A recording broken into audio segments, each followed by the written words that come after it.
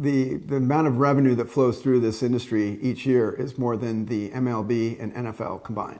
So it's a significant sector.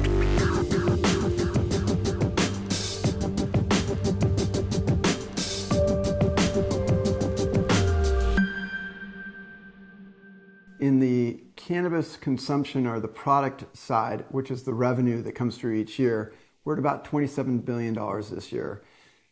In the next 2 to 3 years, that should be up to up to $45 billion. And so the revenue is going to continue to flow through. The real estate asset class that we lend on is a different category. It's not revenue. So the revenue is going to continue to grow each year. We've got a tailwind there of growth, especially as each new state comes online and each market shifts from being just medical in the beginning to then recreational. So that's revenue the side.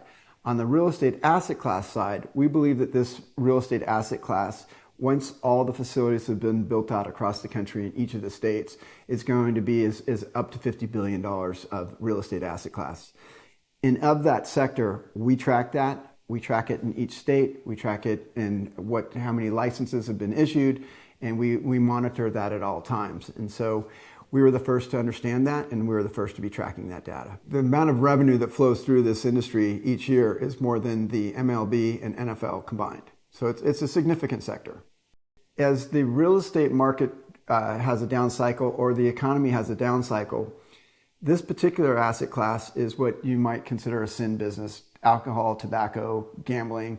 And why those asset class typically still are unimpacted during real estate or economic downturns is that people continue to purchase those items during those periods of time. So most likely in either one of those events, an economic downturn or real estate down cycle, people are going to continue to buy tobacco, alcohol, and cannabis. And so when your sale point is $50, $75, you might now only be spending $25, but you're still going to be spending.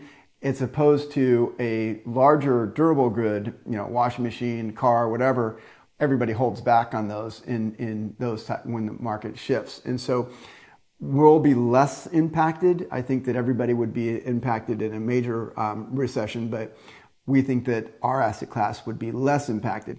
And then regarding the real estate cycle, our borrowers are not selling their properties. They are building these properties and they are staying put. They are refining them and making them more cash positive. These are cash cows. So there's no resell to get out of the transaction. They're simply just trying to refine it, generate more cannabis per foot of the facility, and trying to just reduce their costs and refine their business model.